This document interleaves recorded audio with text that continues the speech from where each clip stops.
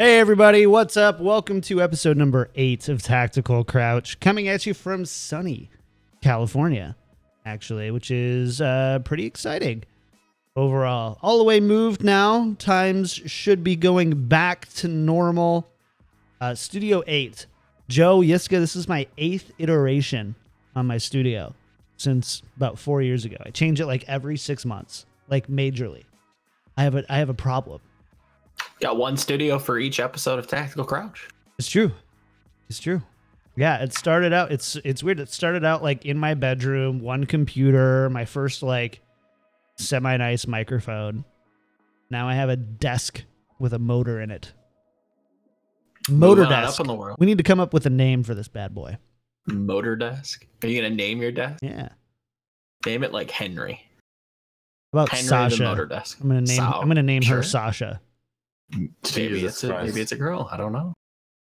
Didn't know, desks. I didn't know. Yiska doesn't like it when you make fun of his name. I mean, it deserves to be made fun of. I can tell you that much. We've got a practical Crouch show for you. It's practical with good stuff. But before we get started, you can find the show anywhere you can download a podcast, like iTunes, Google, Spotify, as well as places like YouTube. Just search for Tactical Crouch or Overwatch League Daily. You can find them both there. Next week, we're going to have a show either on Tuesday or on Wednesday. I'm going to be out of town visiting the in-laws for the first time as a married couple. I have Pokemon on my Switch, so I should be able to stay busy. You gotta tell me how that goes. It could be rough. That game looks really cool. So far, it's been really fun. I haven't even gotten to like the first gym in Viridian City yet. So Viridian City. Viridian City. I think that's the first one. This is an Overwatch podcast. Right? I don't remember. You guys want to do a Pokemon podcast? We could do one. No. Yeah, because we don't even know the name of the first city for that. It would not be. No.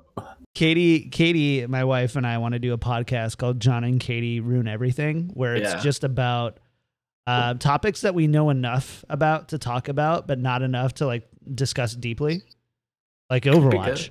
And then you just I think the dynamic between the two is like really, really funny. And like, we'll grab like we'll be like 3 or 4 drinks in when we do it and everything, and it's gonna be really fun. So that's next on the list of shows and things. Yeah. Anyways, Gerald would be a good name for the best name for it. That's not bad, actually.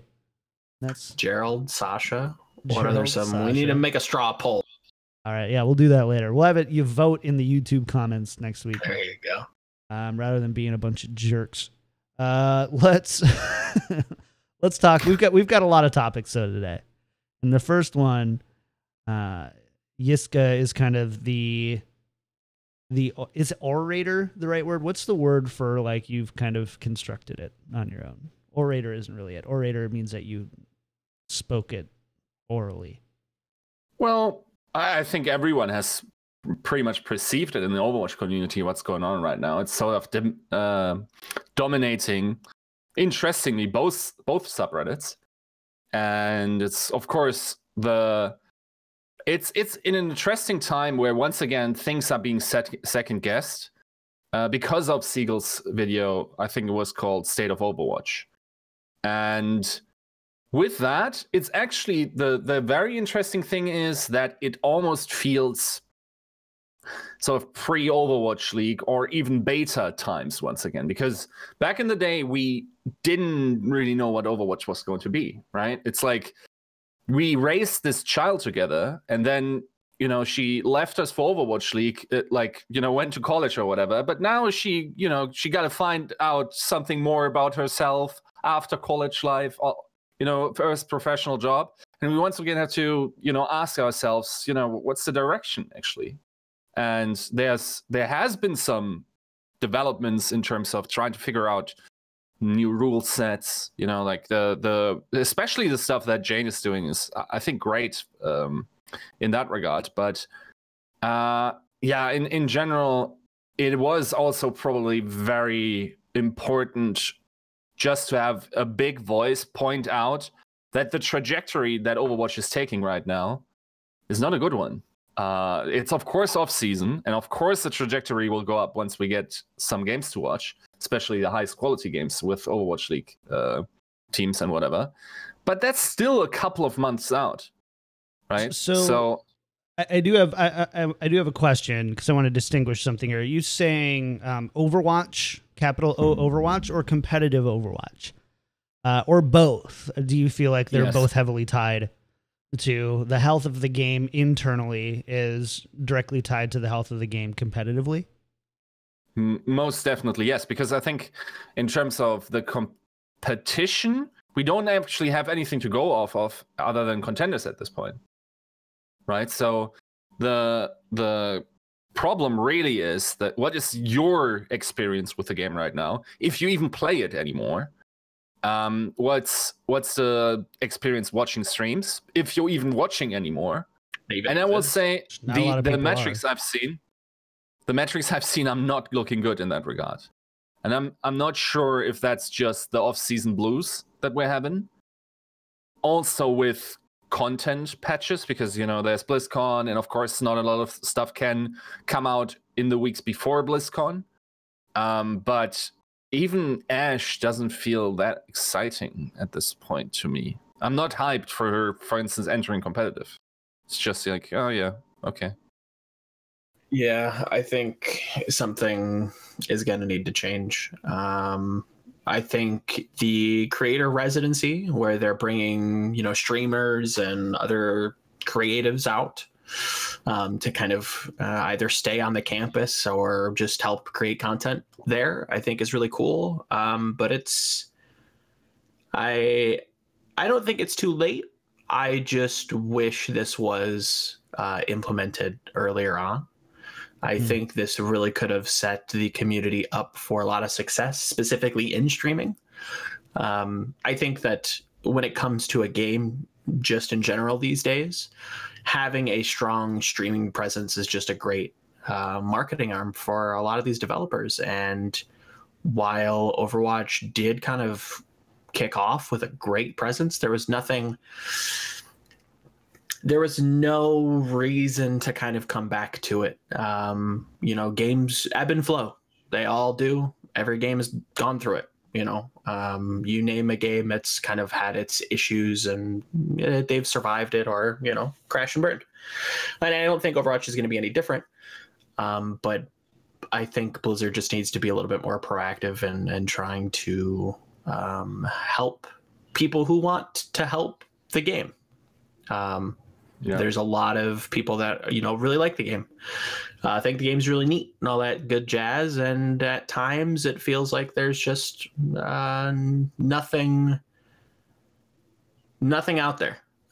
We saw with the kind of Diva promotional, with like the Diva skin, like the Cola challenge. I don't remember exactly what it was called. But that was a really cool event that, brought a lot of people back to a Seagull stream. We all remember those numbers. He got like a bajillion subs a minute. It was crazy. And that really helps streamers rationalize, staying around as much as they can. It's something's got to give. And, the state of the game's a little questionable. While I think that, we could be coming out of it slowly. There's content questions that I've had since the beginning. How deep is the game really? If a lot of people are just queuing up ranked because it's all that they really can play, is that a good thing? Is that a bad thing? There's just some things that I think needs to be tweaked, addressed, changed. Also, real talk, I was very surprised we didn't see anything more at BlizzCon. I think it was not enough. If I think of the recent years, of development for Blizzard, the initial versions of the games weren't always like super amazing. And I think actually in that regard, Overwatch very much overperformed. Oh yeah. There were some problems with Diablo. There were some problems with Heroes of the Storm. But then they came back with very big 2.0 patches that actually really helped, at least Diablo, in my opinion, that made the game actually playable. They went back on some major things that ultimately helped the game. And I thought maybe Overwatch would be in for something like this as well. Because this is also, of course, the time is now. Because everyone was waiting for a big announcement at BlizzCon. Because also the amount of content that is being pumped out is not actually... It can't be that they're just doing this. The development team has to be doing something at the moment. And even with the replay viewer coming out and with Ash coming out, that is not what that team probably does all day, and 100% of their productivity goes through this. So they're probably working on something in the back office or whatever, but maybe it's just that the announcement had to be delayed because it's way too far out, and then also it's so far out that it is a problem with the Overwatch League. But if you think about it, right, a fat 2.0 patch that drops at the end of November would have been so dope in terms of timing for the game, right? Because Overwatch League at this point is still 2.5 months out. You can, develop a lot of strategies in that regard, or, to catch up in all these terms. You could have informed the teams. I personally expected just much more. And at this point, the trajectory for streaming is down. The trajectory for play rates certainly is down. The metrics aren't looking good. Also, content creators feel it all in general, not just streamers. Oh, yeah. We have writing staffs being let go left and right because the game doesn't generate enough traction. So, yeah, I thought we were going to get more. I gotta say, I'm a little disappointed. I will. Yeah, go ahead, Joe. No, go ahead. I will say that I think there are multiple stages in which Blizzard can start to not. They don't have to announce everything at BlizzCon anymore. We're starting to see them announce things elsewhere, and I don't know exactly why that is. That could be because more Activision influence, but we're starting to see them unveil a lot of their products elsewhere as well. I believe Gamescom a couple of years ago did the World of Warcraft expansion reveal, and now with the Overwatch League, we're starting to get more content reveals on those stages. So if there's some sort of big Overwatch event that's going to be happening this year, you could see it kind of unveiled during a Overwatch League match. They can kind of really excite people. I think the last event with Blackwatch and Retribution did really well, and it kind of lend itself to the arena, and I think it excited a lot of people, and that'd be really cool. So if they have some sort of large overhaul to kind of show us, at the end of the year, season 2 grand finals, and they roll it out. Granted, it's a little bit far in the future, but yeah, there again, I'm just kind of presenting there still could be, to Yiska's point. I do think that they're probably working on something. Things have been kind of slow lately with developer updates, like something's kind of brewing. And there's multiple stages where they can announce things. So while it feels kind of gloomy out, silver linings, folks. Let's remain hopeful. This is also a story of expectations and a company that works on timelines that are not as tied to the fiscal calendars as other game developers are. For example, the Diablo team has already said we were hoping to have something to show for Diablo, but it just wasn't ready in time. Right. So, and this is a type of team that if it's not ready, they're not going to do it. They're going to scrap an entire project that they put 6 years into. If it's not something that's good. And that's something that I've always respected from Blizzard. And, that's something that's always kind of earned the benefit of the doubt from me. I've always hated the the BlizzCon expectation of, oh, it's BlizzCon, therefore I must get one major, huge announcement. Each game has, a 0.1 patch announcement. Basically, it's every other, right? So like World of Warcraft, 1 year you get kind of a, a content update, and the next year you get like an expansion. That's kind of been relatively consistent for a while. Diablo, not, it's every year they show off a new hero. Overwatch, same thing, new hero, new map, maybe a new game type. Hearthstone, new expansion or elaborating on a new expansion or game type or event or whatever. And these are all things that, people go in and they go, well, it's BlizzCon, so they all kind of hope that their game is just going to get this major update. I mean, we've heard grumblings of Overwatch 2, right? We even set ourselves up a little bit for disappointment in that. At the same time, a lot of these games need more than what they got. And I think that that's the key there, is it's not so much that, for me, it's not like, oh, we didn't get Overwatch 2 or we didn't get Diablo 4 or we didn't get the next World of Warcraft expansion. Therefore, whatever, what a letdown. Like that's on us, I think. But when you look at a state of a game and you don't see your major concerns addressed in the form of content or some sort of public message, it just doesn't feel great. And Overwatch is one of those that content creators aren't just leaving because there's not enough views on their content. They're leaving because it's not as fun.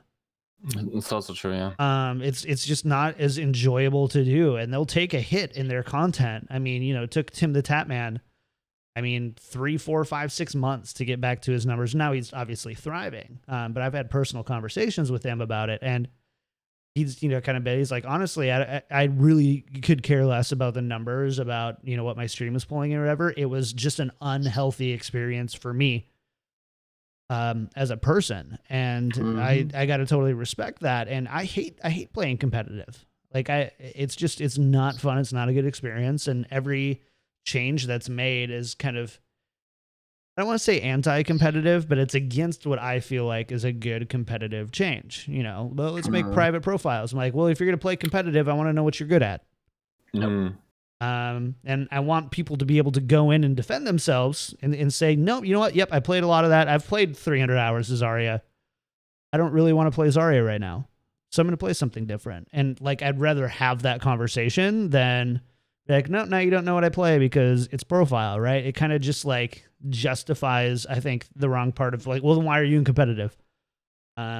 Make competitive. And yeah, so I don't know. There's so much I do want to say on that, but I don't know how deep we want to get into that discussion, because I agree, but I also think that the game just needs more. You need to give people more things to do, so it isn't just, well, I got all my weekly loot boxes, so I'm not playing CTF anymore, so what am I going to do, go queue up quick play? It doesn't really resemble Overwatch in the way that it's meant to be played, so I'm going to go play ranked and go lock in Torb every game. So why though do you feel like that is different than like something like, let's use Fortnite for example? You queue up the regular Fortnite game, the BR, 100 people, solos, duos, squads, whatever. Sure. But ultimately, the same experience over and over and over and over again. And a game like Overwatch is a game that is not. It's not okay to do that. It's not okay to have. Not only do you have 5 or 6 game types at a time, and a fully fleshed out custom game browser, and an LFG tool, but you also have usually quick play and competitive modes in a lot of those. Why do you feel like that is different? And that's just a genuine question. That's not like a challenging question. I disagree. No. Maybe I'm not understanding the question. Like, what do you mean exactly? You had said that there's not enough to do in Overwatch, right? But there's not. But there's in a BR other game, forms of sure. I think that comes down to, you don't, at least maybe this is just my perception of how BR games tend to be played. majority of the time you're playing it either with friends in the queue mode or you're playing it by yourself, right? So if you're duoing, you're playing with a friend. If you're playing squads, you're playing with a group of friends. If you're playing it just kind of, you got a couple hours after work, you want to, kind of chill out. It's the weekend, it's Thanksgiving, you want to play some games, you queue a couple by yourself and just have some fun. Again, it's all controlled by the individual user, whereas Overwatch is you can only play this game when you queue into 5 other random people, or you have to, there's other limitations if you want to play, ranked. You have to be within a certain SR of each other or ladder rating. There are all these other extraneous factors to kind of limit you from playing with your friends. And there's really no other content to do by yourself. Like, again, you can go and play the custom game browsers, but there again, there's not a ton of experimentation on that. There's some cool game modes out there. I do have to say, on a paintball is kind of fun. The Torblit thing was a cool idea, but expanding on that would be cool. Giving people like full modding power would be awesome, and just let them run free with it. Creating more PvE content, just something that people can come and do by themselves, or they can go play with friends, and there's no limitations whatsoever. So that the people who do feel the need to just kind of queue into ranked because it's the only kind of semblance of like Overwatch that they can play, in the sense, okay, what do I mean? What do I mean when I say semblance of Overwatch, right? Something that has some form of structure, people that are actually going to try and care, even though that you're kind of just having fun with it. You're going to find probably your best games in competitive, whereas quick play is just kind of a mess at times because people don't care. I agree with that, but I think there's also the aspect of, is that so much because there's an inherent issue with quick play, or because that Blizzard's unwilling to address the issues in that game mode that make that game mode tough? Like quick play, like where else can I go if I want to play a new hero in a semi-competitive environment and not feel like I'm totally letting down my team? Like quick play is that place essentially, isn't it? Sure. Even, there are some times in arcade, where you have, 6v6 Ash v Ash kind of thing, right? Where they just got to go nuts, play this hero all you want. Everybody can do it.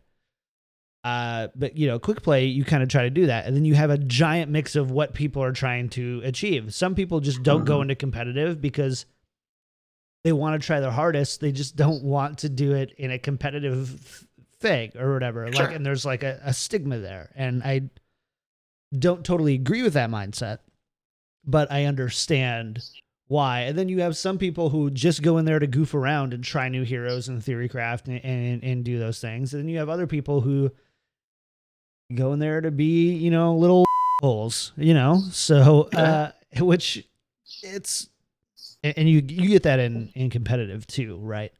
Yeah. But there is very much a lack of, I would say, at least in competitive. In quick play, I'm like, whatever. Blizzard has been very much like play on your terms. But a lot of times your terms kind of contradict the lobby. And in competitive, that needs to be able to be addressed. In quick play, I don't know how you really realistically address it without making it competitive mini. Where it's like, hey, it's a competitive game mode, but you're just not getting SR for it. Yeah. I personally think, actually, like in terms of what other content there is, I don't think it has much to do actually with long-term enjoyment. The game mode, like for instance, CS, literally, yes, of course, there are custom maps and there are casual modes and whatever. That's not what kept the core, at least for the core of the game, for me, exciting. I think the vast majority of games still are played in ranked mode in CS. I think it has something to do with the essence of what Overwatch is. Sure. The experience of playing Overwatch, especially at anything but a coordinated level, is absolutely draining. In CS, you have, like, if you do a good play, you have time to sort of enjoy it, and then you have some time to think about it, and you have time to sit back and sort of relax through the kills when you're dying early and whatever. Overwatch is always exhausting for the average player, I think. And it's also always, there's so much stressful stuff. Like, if I go into myself and look into my ranked matches, the best moments in Overwatch do feel slightly better than the worst moments feel bad, but the bad moments are much more frequent. And it's not just bad moments. Those don't happen too often, even though there is, of course, like, problematic stuff happening in ranked, especially in coordination with your teammates or whatever. But it's like, it is just constantly stressful. I go into a game and I always fill, and then someone picks a Roadhog and I'm already confused. I already have no idea what I want to pick here. They're good at hooking. Right. A, none of what I can pick is fun. B, like, now, like, it's like, okay, so I guess we're not playing any meta comps here. We have to sort of make it up on the go, and it's very confusing to sort of work around it. Also, I don't have any expectations of them. Also, playing Overwatch with friends is not fun. Not at all. Most of the time, you end up being frustrated by your friends because they do like 2 or 3 things wrong, and it's really not a satisfying experience at a average to slightly below average level, or let's say even diamond or masters. The coordination is just not there to feel the enjoyment, I think. And the fact that you can't solo carry other than specific heroes, and even there, very often you pop off and it actually doesn't develop into anything. It's not rewarding in that sense. So, and yeah. So I personally do disagree that it's not fun to play with friends. I love playing with a 2 or 3 stack of friends. I don't love playing with 4, 5, or 6 stacks of friends, because I always play with, like, against teams that are just better than us. It's like, oh, you guys have been playing together since beta. And, like, we're just trying to, hang out and have fun. Right. But I do. But you can't hang out. That's the problem. I mean, I think There's you no can. hanging out when you're playing Overwatch. No, I think you can. You can't bullshit between happenings. You can bullshit in queue, but you can't while the game is going on. Or I will be annoyed at you for doing so. I mean, that's why we don't play together. Like, no, but the thing is, for instance, in BR games, right? I would much rather play BR games with you because, there's downtime. Because I'm better than you, so I carry you. Here and there. But it's like, if we're in Overwatch, we have to constantly talk about, okay, what can we improve and whatever. Like, the entire round, there has to be high concentration for 15 to 20 minutes, however long the map goes. And then King of the Hill is a little bit better because you have a couple of downtimes here and there. But yeah, I don't know. It's really exhausting most of the time. There is, like, the team fight aspect of it. So I don't know if the pace is that fast as you're saying, because, you have a 20 to 30 second team fight, and then you have, 30 to 45 seconds worth of resetting. But I think my major point is, besides that, is the fact that the good players end up playing the heroes that feel the worst to lose on. The flexers, the people who are like, I'm here to win and I'm here to help my team win, who are playing the game the way Blizzard says they want it to be played, are the ones that ultimately get punished by the system. In the sense that, it's the Reinhardts and the Mercies, right? The people who will hard heal or hard tank and stand there with the shield, even though they could be doing more. Those people have the worst experience, despite wanting to create the experience that Blizzard kind of at least implies, if not full out promises, that Overwatch is. While you have other people who, just kind of go to this point of apathy of, like, F everybody, I'm going Genji because I can control my fate on a Genji or a Tracer or somebody who, a carry hero, right? And I think that is one of the big reasons why Overwatch is so unsatisfying in at least a solo environment, or at least in a competitive environment where you aren't coordinating with the rest of your team.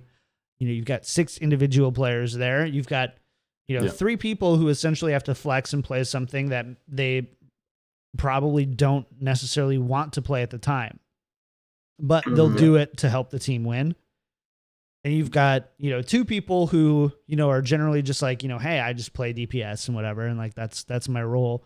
You've always got one person. It always seems there's always one person who's just like, I can do this one thing. F your plans. I'm going to play Widowmaker because it feels good for me to play Widowmaker because I get to stand on the back lines, shoot, see my gold medals. And, then I feel justified in my performance. And again, there's a lot of things that like I think perpetuate that. There's the lack of an in-game, a really valuable in-game tool to demonstrate to you your contributions to your team. The medal system, I appreciate what they say it's meant to do. And the whole idea is that a scoreboard wasn't telling people if they were doing well if they're basically playing well and doing their job or not, right? Like that was just recent. I think it was Jeff Kaplan who said it on the forums, is like they didn't do that, and so they came up with the medal system, which I feel like is just as flawed, if not more. Especially when you can only see your own stats, and so you have to be like, all right, I have silver damage as Moira, who has gold. Try to piece things together. Yeah, like, what's gold healing? And then that person doesn't answer, and then it's like, I mean, I've done it before. Or I'd be like, no, I'm gold, man. No, man, I'm gold. What are you talking about? I'm gold. No, it's me. Yeah, no, man, it's me. I'm Spartacus. Like, it's that's also like the thing people blame others for is the last 10 frames they see in the death cam. Yeah. Or they remember, because it's too much of a cognitive task to play the game for yourself and then keep track of what the other dude is doing. So if you can't blame yourself because you're, a little hurt ego, then it is the last thing you're seeing. So like there are games where you're like on Ana have 35% team heal, and the Zenyatta on the last death that loses you the game, you miss like one heal dart, and he's like, oh, you should have switched off Ana because bad aim. Clutch. And I'm not sure if it is, but this feels like 50% of the games. Oh, easily. I don't know how many times you make a snap decision in your head, like, I either should have swapped, or I wish we didn't have this. But darn well that if they would have hit that headshot, or if they would have hit that biotic nade, they would have, landed that rocket punch, you wouldn't have said that. So but it is this kind of reductionist kind of mentality of just being like, oh, well, it was that guy's fault because of, this strange reason. And honestly, the percentage doesn't even matter, because if that's what you go away feeling like, that's going to be with, if 80% of your games are total crap, but those 20% of awesome games are satisfying enough, it doesn't matter if you have 80% crappy games.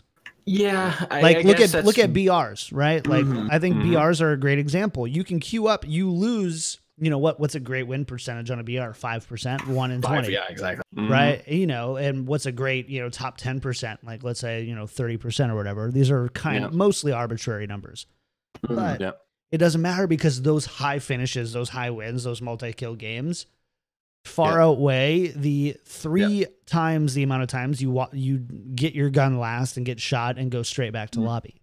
Yeah. Now, to be fair, you get sent straight back to lobby versus having to stick it out with the rest of your team for 15 minutes. But, I don't know that the percentage is that important. You also have these games where you have high amounts of kills, or, whatever you consider high, more often because you're playing against non-matchmaking players. And by the way, for instance, Realm Royale was a game that tried to do it via matchmaking. So if you were a very good player, I think during it for a while, maybe the game just died and only the hardcore people kept around. But it instantly became less fun. So you're really, a lot of the enjoyment is just kids playing Fortnite, being very bad at it, and you can farm them. You don't know who you're farming. And these kids also don't care that they have like a KD of 0.3. So like there's a nice, selection of everyone's having fun, and that's why it works. And then on top of that, it's also these developing teams, they aren't into perfectionism. They just give you very good products, but very quickly. And I think we're not it's not the time anymore to be very perfectionist about stuff. Stuff is moving too quickly. That's an interesting thought. Do we want to keep going on this convo, or should we move on? I kind of prefaced this earlier, like there's just so many different avenues to explore and kind of think through with you guys. So I don't know if you want to or not, because I have other things I'd like to talk about it, but I feel like this is a good place to stop if we want to kind of get off this struggle bus. Let's I mean, we've got all the time. We're in the doldrums right now as far as competitive Overwatch goes, so we can kind of come back to this many a time. We can shelf this. The ladder relevance and the ladder experience is a conversation that will never go away in Overwatch. It just won't. Even when it feels great, right? Even when they improve it, there's always still a conversation to be had. But Joe, let's talk about this a little bit. Jayne had a little bit of a experiment going on this past week, in the sense that we were testing out some competitive formats with hero bans. So what's going on with that? He kicked off a pretty extensive trialing process of a new competitive format that kind of featured one ban per team I believe it was at the start of each map. I could be wrong in saying that. I didn't tune in for too terribly long. I had heard about it, kind of caught it last second. But for the most part, both teams ban a hero, and that hero cannot be played by either team. So it's not just like, I'm going to ban that hero away from you, but we can still play it. It's just a game-wide ban. So 2 bans, and you play it out. And it's an interesting concept that has been around since at least that I've been in Overwatch, and that I've kind of supported. But as I've matured and grown through the game, I don't necessarily think we're there just yet. So Yiska, what are you feeling like? You think bans are here, or we gotta wait a little bit longer?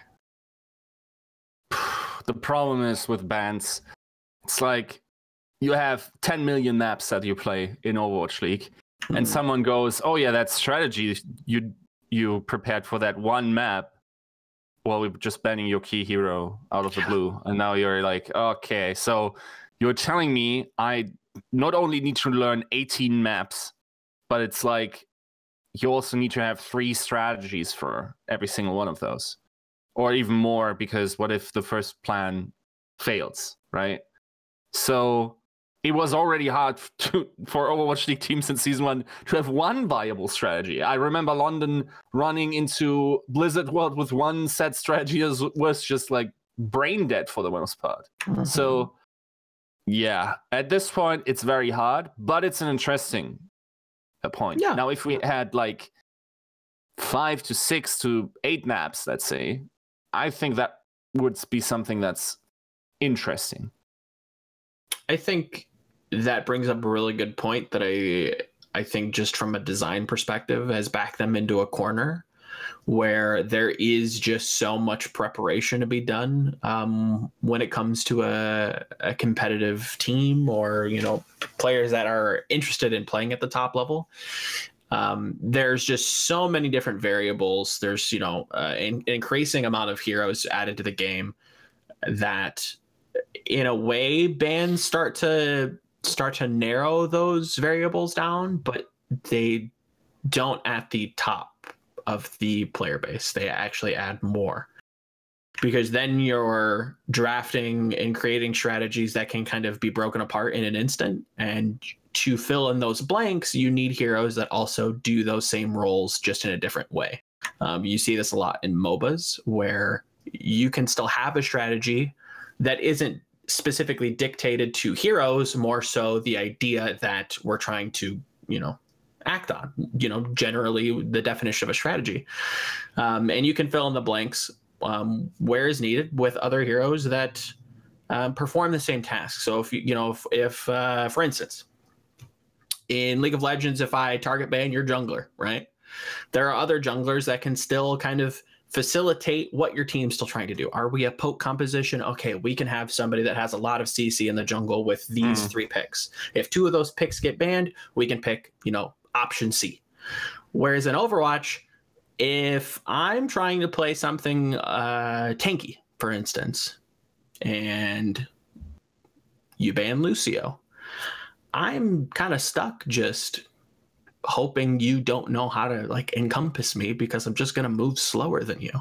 And that opens up a whole nother discussion of whether or not mobility creep is a thing in Overwatch. But, there are some key heroes to specific strategies that are just really integral. D.Va, there's so many of them. We're starting to see a little bit of overlap, I will say. I think Winston and Hammond can be interchanged for the most part. One is a little bit more team centric. The other one is a little bit more individual based.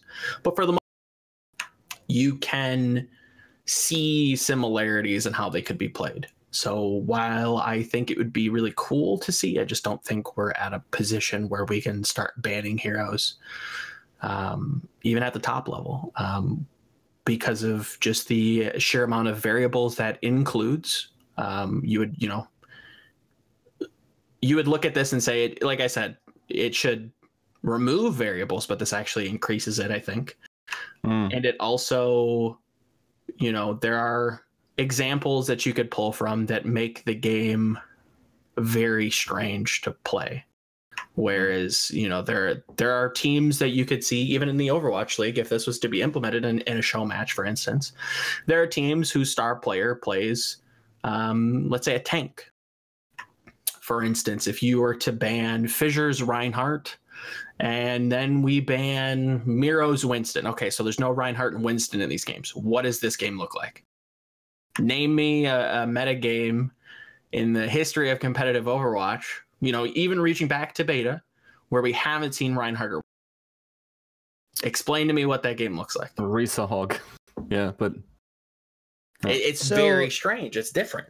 It's strange and different, but does that mean bad? Like, if you talk to, go look at any time Goats is played, or any time Dive was played during the Dive meta. Look at Twitch chat, just Dive, lol, Goats, lol.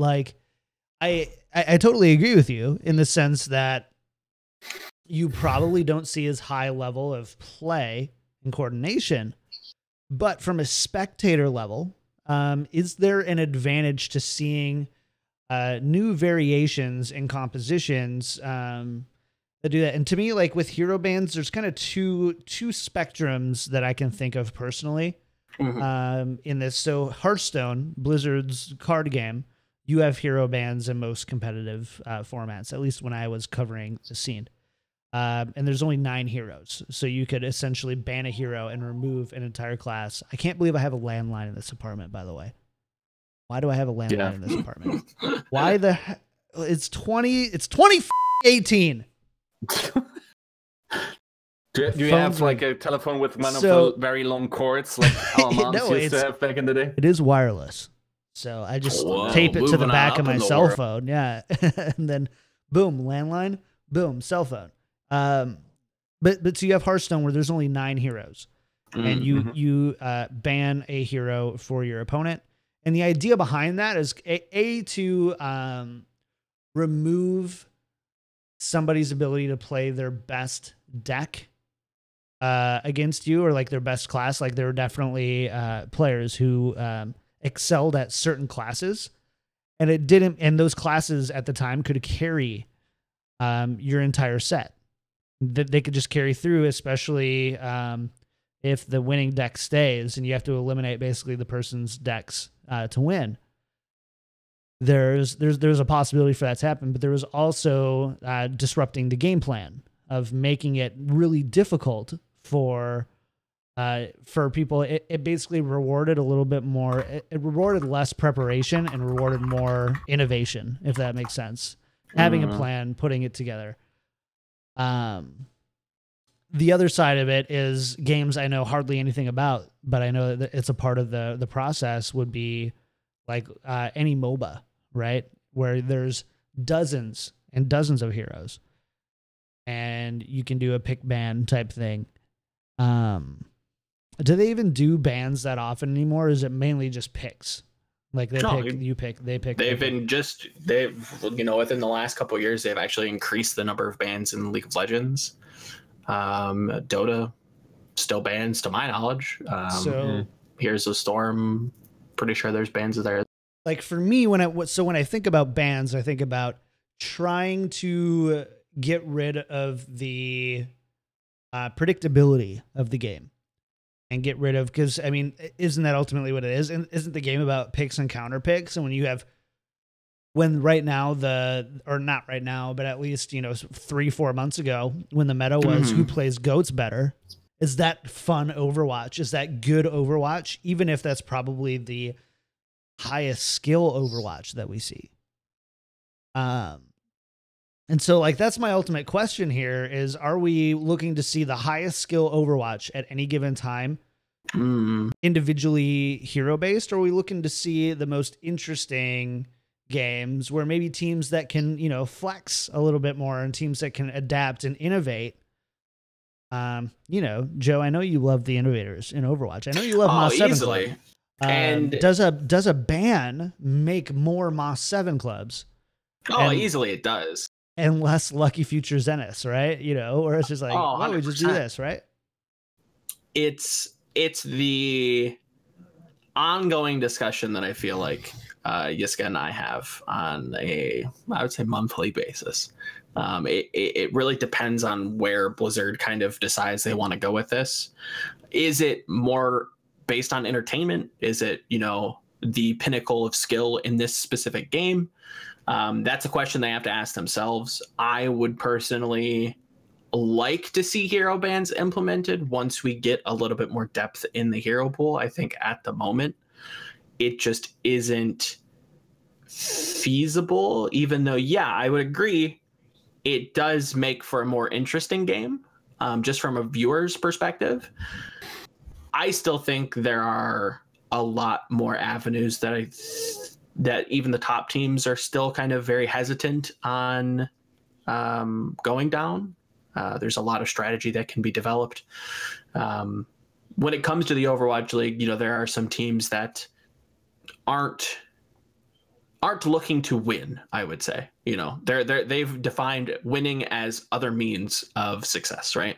The definition for success to them is not tied to a trophy, right?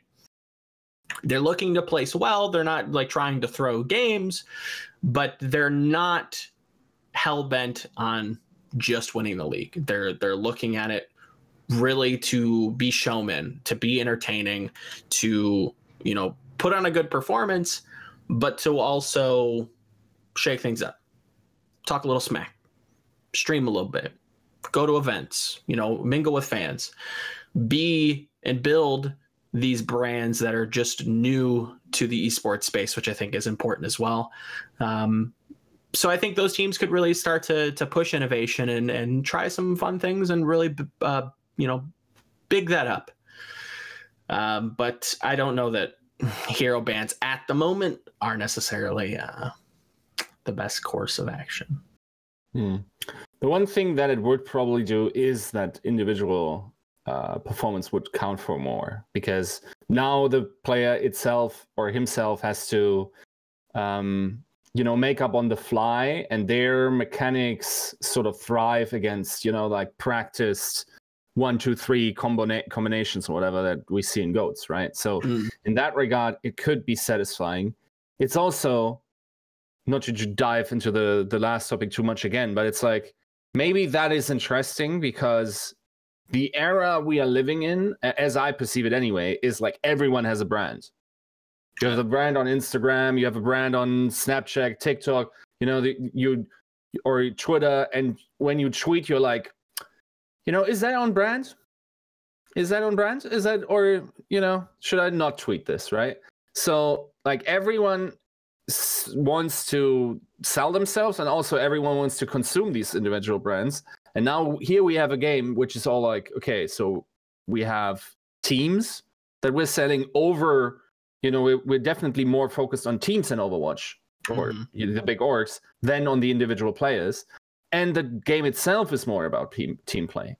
So, yeah, I wonder if like a change like this, which would be very easy to implement, but very radical in what it could do to individual skill for especially the DPS players who would then thrive in chaos, is maybe an interesting thing to entertain.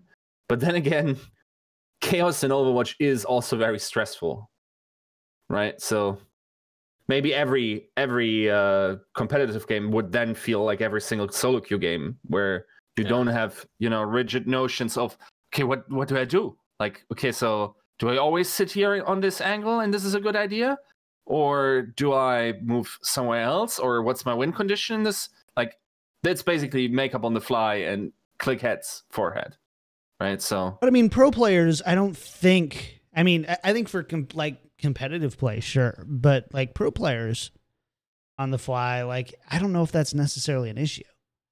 Like, you probably, I mean, realistically, how, and again, this is going off of my knowledge in Hearthstone, which, admittedly could be very different. We haven't seen enough of a representative sample of pick ban formats in competitive Overwatch to see if like there's a clear choice and clear meta. But I would pertain that probably the same 4 or 5 heroes get banned pretty consistently outside of this strain. Like, let's throw a wrench in things type thing. But I would say 85-90% of the time you see the same 4 or 5 heroes get banned. I don't think that that's unrealistic to prepare for when you have 6 players on your team. Unless like all 4 of them are tanks. But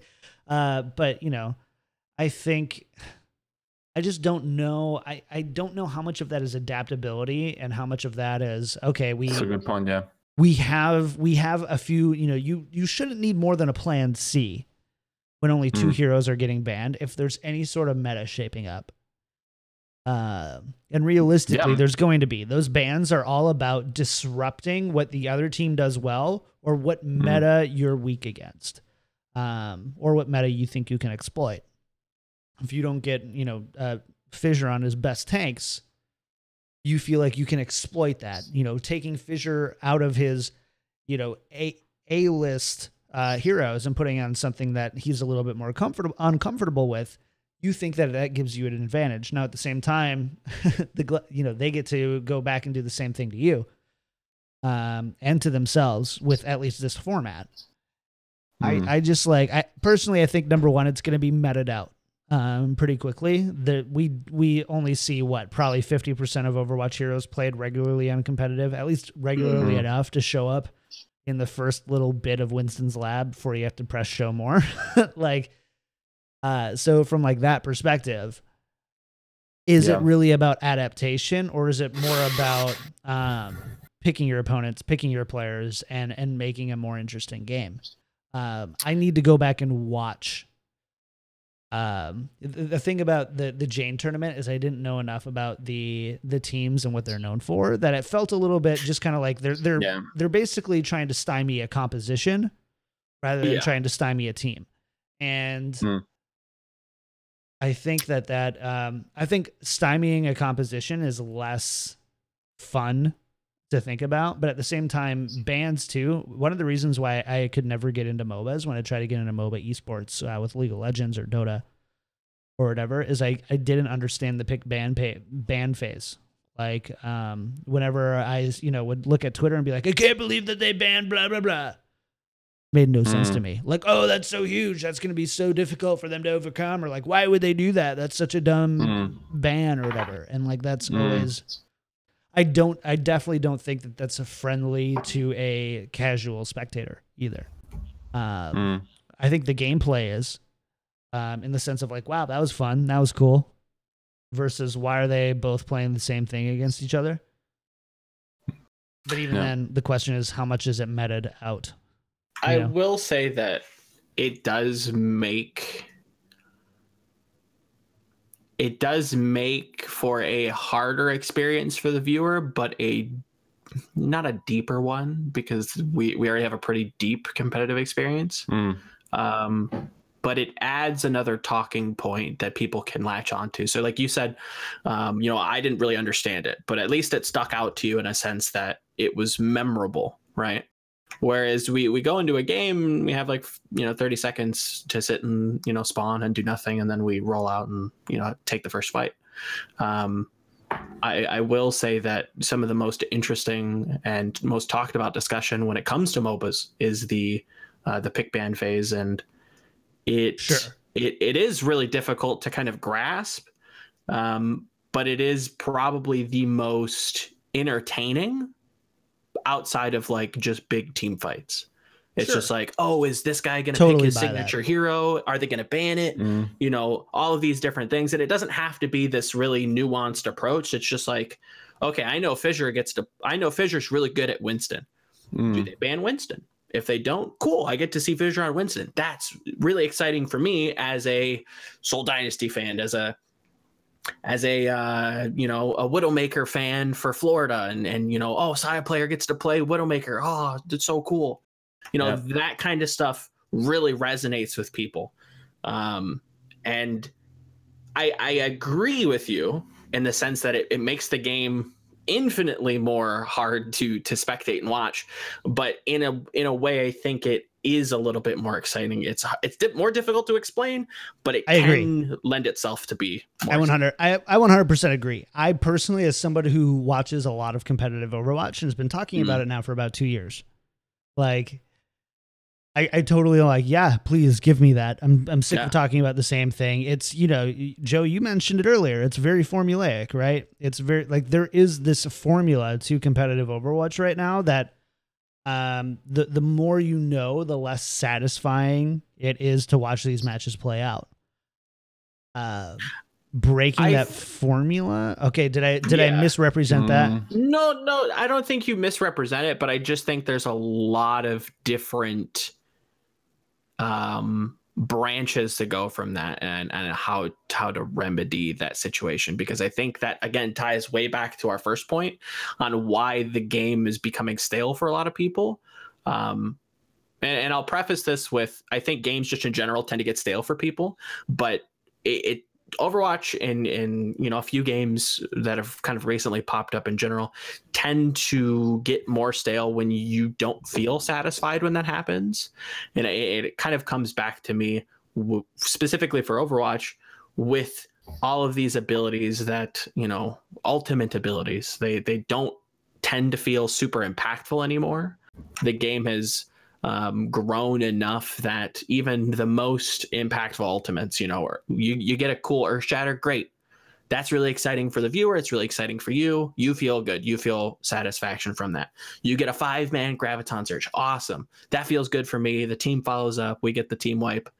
But there are so many more. There's so much more information to combat that now. People have played the game long enough. You can start to kind of sniff these things out. There's pattern recognition that people are starting to kind of develop subconsciously.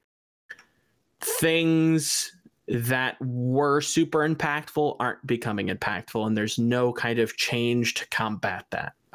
Whether it's addition of more abilities, but I don't think that's necessarily needed. There's enough clutter in Overwatch as it is. But I think that specific path that we were heading down, it again kind of ties back into some of the other discussion. And no, I don't think it was misrepresented at all. I would agree that it is a little bit formulaic at the moment. At the most optimal level, I still think that this is unreasonable, but it does kind of feel very rock paper scissory, and that's always kind of happen with a game that just allows you to swap heroes on the fly. That's just intrinsic to Overwatch. I think it's going to exist for a really long time, where it's the defense has this. They don't have respawn advantage, so the offense is always going to have the priority, or at least should, right? With the increasing, hero pool, map pool, yada, yada, yada. The attack should, be able to. But again, we're getting into semantics. I think also what we could do, because the bans are such an easy lever to pull, right? Doesn't require any coding or whatsoever. We can still get very creative with it, right? Sure. It's not just like, okay, so ban rotation or whatever, how you want to do it, but you could do something like anti-bans. Like, first everyone gets an anti-ban, so you can't ban that. It's basically what it says. Like a veto. Okay. Yeah. Or stuff like this. Just get very Veto's creative. Great. I love the idea of a veto. It's like go into the those types of avenues where you just source all the possibilities with bans, because it's so easy. It's literally already in the game. You can ban heroes on specific in the server browser itself, right? So with that, it allows also the community to mess around with it a bunch. And that's probably the best thing, or the easiest thing for us to currently, impact the game in some sense. And then maybe we will see some tournaments in that regard in the off season, because there's still 2 more months to go. Nope, not profitable enough. Well, true. That's a whole nother topic for a whole other day. But no, I don't think we won't. I don't think we will. I don't think we will see tournaments unless it's just completely like community for fun type community stuff. For fun, or if a big streamer like Jayne or Seagull, aka wants the two major ones left, and wants to do it on their channel. Like, there's just like, unfortunately, that's a whole other thing. Is especially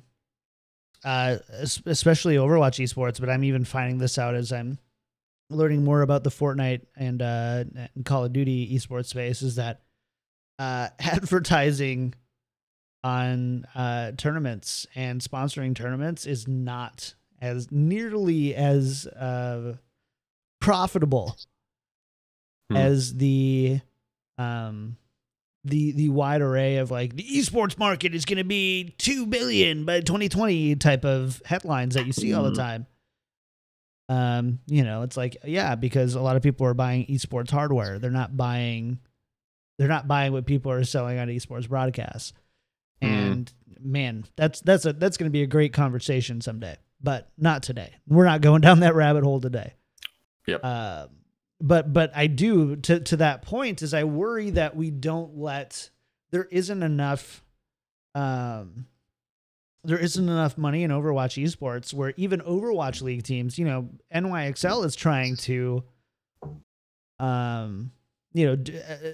flip the script a little bit, and they're not just doing like regular community tournaments or whatever. They're doing 3v3s, 4v4s. They're doing all these different things. They signed a huge deal, I believe, with HB or Omen by HP a while ago, and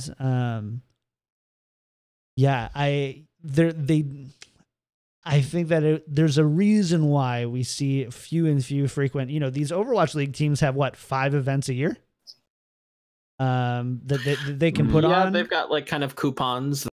They should be able to put on events. But again, like you said, it's difficult and they're not going to, that. Which is because people aren't buying. Yeah. If people were buying, or if it was profitable, you would use all that and you'd be fighting Blizzard for more. Easily. But there are hurdles that these teams have to jump over that probably shouldn't be there. But again, I still think it comes back to the foundation that things are not going well, and something like fundamental has to change to get people more interested in the game again. So that we can have these things, so that the top % can start to make money on it, so that fans can come back to the game and enjoy it, so that streamers can come back to the game and enjoy it, to help show fans why, or maybe even new fans. How many times have you watched somebody stream and go, I haven't played that game in a while, I'm gonna go start. It all kind of snowballs in from the baseline of Overwatch is just kind of in a poor state. And it's frustrating as a member of the community when it feels like there's no one to talk to. or there's no avenues to reach out to the developer and say, hey. I mean, I've got emails I can give you right now, but yeah. Again, it's emails. Do you feel that? Do you feel like that? Do. I can reach out to someone and say, hey, I don't like this balance change. I can't reach out to someone and say, hey, there's something wrong with your game. Not like, oh, bug fixes, oh, this, that, the other thing. There's just something wrong here, and there's no discussion being had. And I don't know that they really get how, or they don't really understand how the community feels. They see the Reddit, they see the articles being written about this and that and all this other stuff, but they don't really they don't have any kind of, I don't know that they do. I have no idea. Maybe they do. Maybe I'm just ignorant to it. Maybe I'm just not cool enough to get those emails. I have no idea. But I don't know. I don't feel that area, I have to say. I don't know. Like, in that regard, like, it's not because I'm talking to anyone, because no, absolutely not. It's just I think that this emotion that is currently, or how the cool kids say nowadays, this energy has very much reach. That's not how woke of you. That's not what there's. I don't even know. The kids are saying energy. Yeah. Oh, we'll go with that. It's a very hip thing to say. Maybe it's just a podcast. Some keep watching. Thanks for keeping us up to date on the hip lingo. Yes. Yeah. Lots of energy coming from that statement. All right. Sorry. Oh man, we were kind of mean to Yiska there. I think we were. That was mean energy. Mean energy. No. Bruh. Yeah, at least have to add like it's a bruh brown at the end of that or something. Brown energy. I'm getting this energy. Oh, it's very strange. Yep.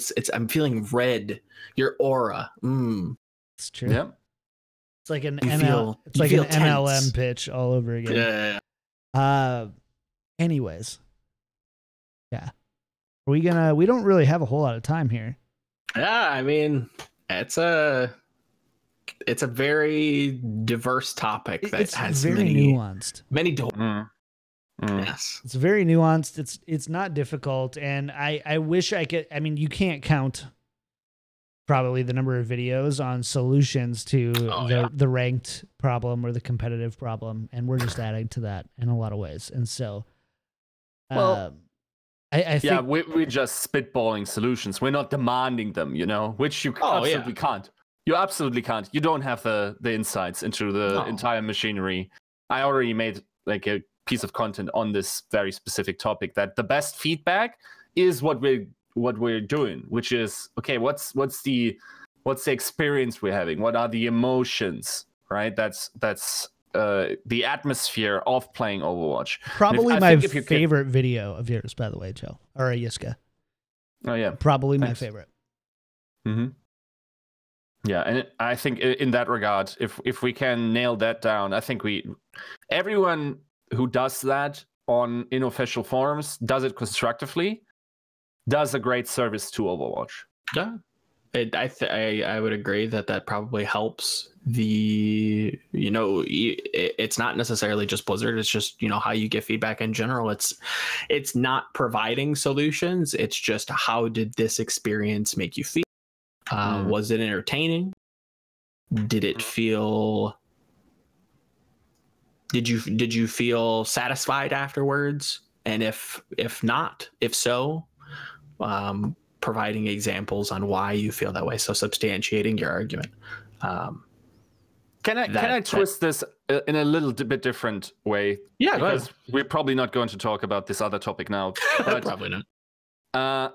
Let's put it actually positively. What is actually like the positive stuff when you play? What makes you go like, oh, that's nice, or like, oh, that was satisfying? These moments.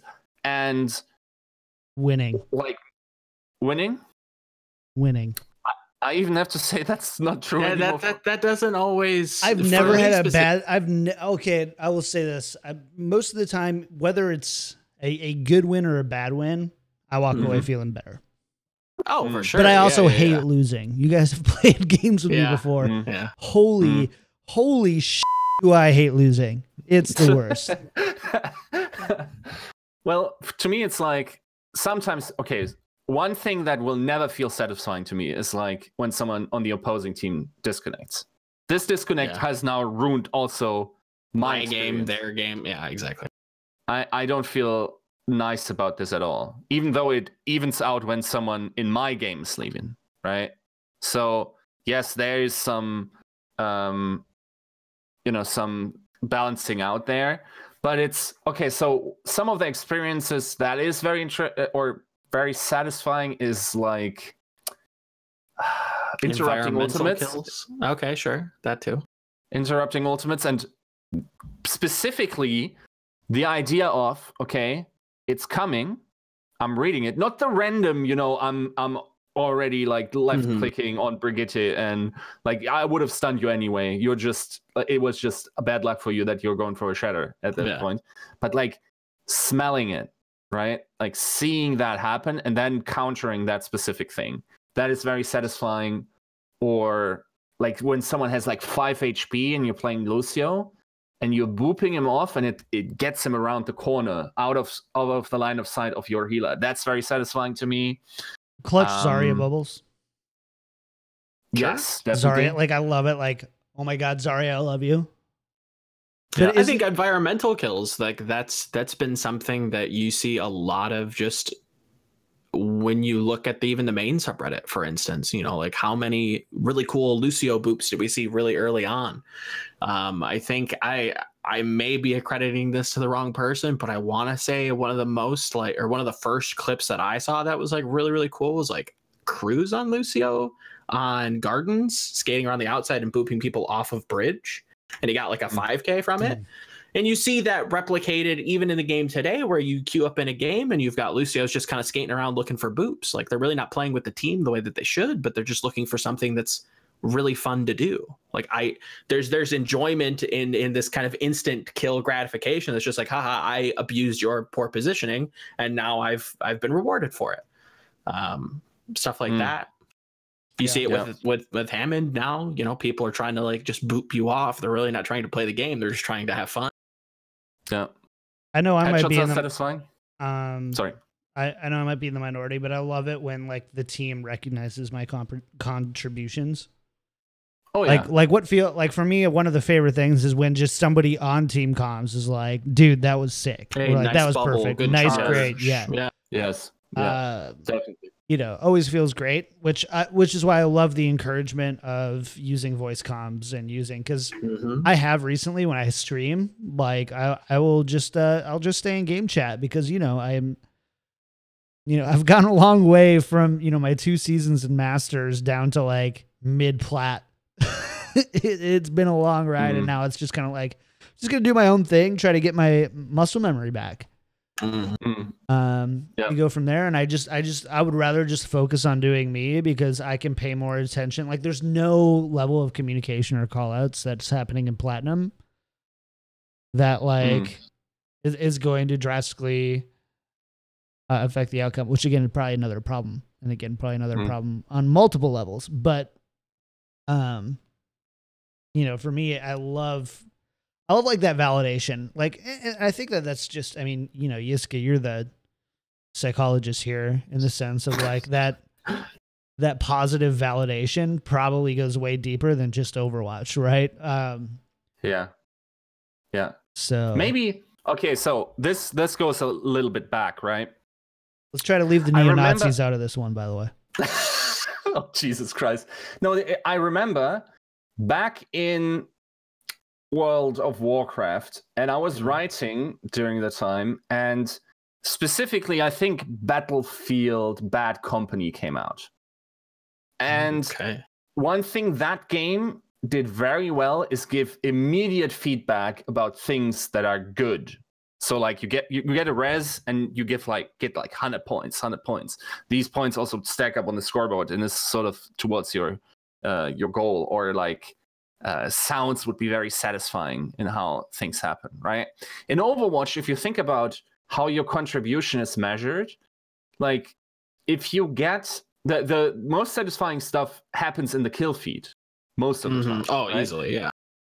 Or around your crosshair. But what if, for instance, especially for healers, yes, this ticking up of like +3 healing. What if that was somehow more satisfying? Yeah, if that turns into something more like the ultimate charge, where you're seeing more a more accurate representation of what you're doing and how it impacts your ultimate charge. I don't know how you do that, but that would be kind of where I'm picturing. It's also these points then go into the on fire mechanic, right? And being on fire as the only one on the team, for instance, does feel nice to me. Oh, as well. Yeah, on fire is great. Love that. So if the transition from these points into this bar was somehow felt more immediate, I think I could like that as well. I'm not sure how you do that, but if something like this happened, then I think individually you could feel better. I think there might be something with on fire mechanics that could help in that regard. Yeah. You could reward it. You could, make it more appealing. I mean, just the transparency of it too. Honestly, what does it mean to be on fire? Like we know roughly. It's like how you're performing. Yeah, how the game kind of judges your performance. How you're performing in your role compared to the rest of your team. Yeah, compared to the rest of like a giant sample of games that they're being judged against, or something like that. And so. That doesn't make sense. This.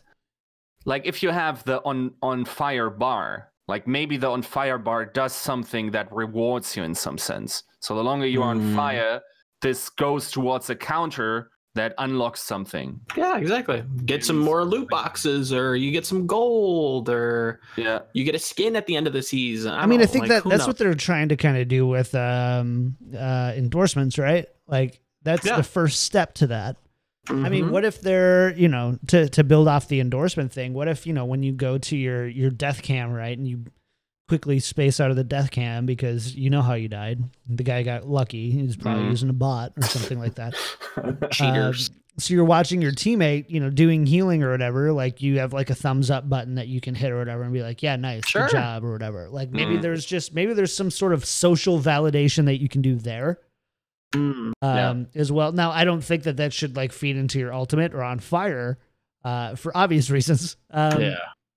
Even though that would be a really interesting social experiment to be like, what does it mean to reward positive reinforcement as a means to building someone else's ultimate on your team to helping win, right? Like that could be really interesting, but I don't think I want it. But like, I think that there's a lot of ways that you can like, do that. But I also think that there's just a level of transparency. It's like Overwatch wants to, the Overwatch development team wants to be transparent, but also doesn't want you to be worried about a scoreboard. Like it doesn't want you to worry about how many kills your buddy has that's not in your group. Your Overwatch doesn't want you. And so like, it's almost like they're conflicting in the sense that, there's so much, it's all about like good vibes, bruh. Yeah, but it actually doesn't feed good vibes, bruh. Like it just honestly makes people more toxic. It just doesn't. I've never given out an endorsement for the crappy 250 XP. Unless I felt like the people have deserved it, but I get like the shot caller. Exactly. And I'm like, I didn't even have my microphone on, bro. No. Like, geez. Yeah, you want to trade endorsements. That's what you're doing. Yeah, like you're just abusing the system at that point where, you can't have a foolproof system. There's always going to be ways to game it. But like, I'm in the same boat. Like I try to keep things, the way that they were intended. And, I don't care about my border or loot boxes. Like those things don't interest me particularly. I can understand why it would interest other people. And they're just like, oh, I can get like an extra loot box a month on average if I just endorse everybody for everything. And I don't care unless there's an event going on, by the way. Exactly. But by the way, that's also one thing that makes me feel good in a bad situation is like, if you die, but it tells me you you died for the first time after killing 25 people. Yes, and that's something that Heroes does really well. Where at like the end of the game, they'll be transparent, like what John's saying, and say, hey, you may have lost, but here's this card that says you played at the like nth percentile, or your statistic here was at X percentile. I do like that. I think that's super interesting. On the flip side of something that feels good that doesn't feel good to other people, the medal system.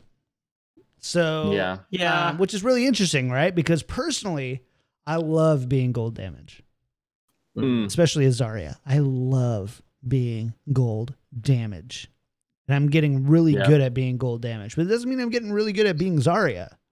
And I think that's the problem. Yeah, and then like if I'm really crabby, I'm just kidding. This isn't me, but hypothetically, if I'm really crabby, I'm like, hey, which one of you, you DPS over there, has silver damage right now? I'm Zarya.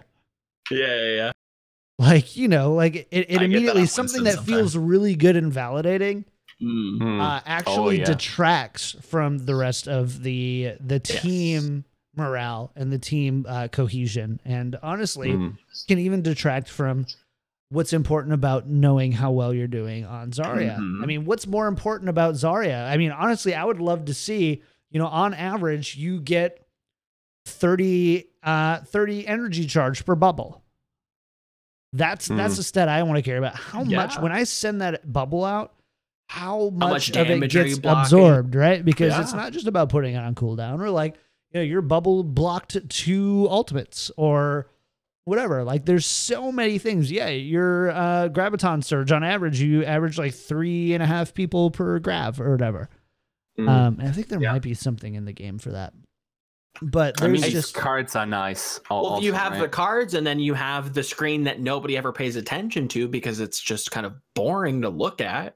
Your career overview on a specific hero, where it'll tell you like, hey, you actually improved over your app. I think that would be an area of development that they could really focus on and make that more appealing to look at, or add more statistics there to say, oh, you know what? Yeah, I did have a good game here, and here.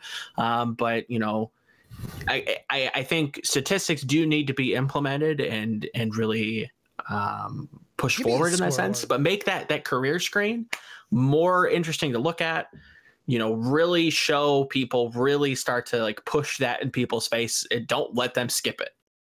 That's the biggest thing. If you're going to let people skip things, they're just going to skip it. But make it interesting to look at, make the statistics interesting to kind of deviate information from, and say, yeah, you know what?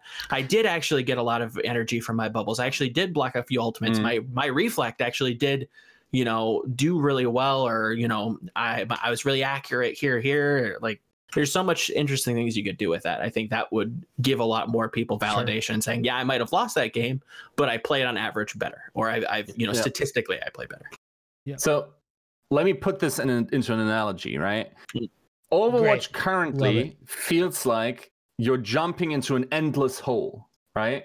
And you're constantly falling. There's confusion, what's happening, up and down, and everything. But there are just elements, like this podcast, by the way. Sorry. So there are small elements to hold on to, like small rocks, like oh yeah, nice, that positive feedback. The things we just mentioned. It's like, oh yeah, I have a friend while falling now, right? This rock here, and like, give me more. Make it like a bigger ball I can sit on. And I might just call that my planet. That's fine. It doesn't need to be very accurate and like absolutely have 100% telling power. Muddy stats still have utility, or muddy feedback. It doesn't have to be numbers. It has to be something though. So I think that Overwatch can definitely improve. Awesome. Oh, yeah. I love it. That's an awesome point. That's an awesome point that we're going to end on. I know that we're over time a little bit.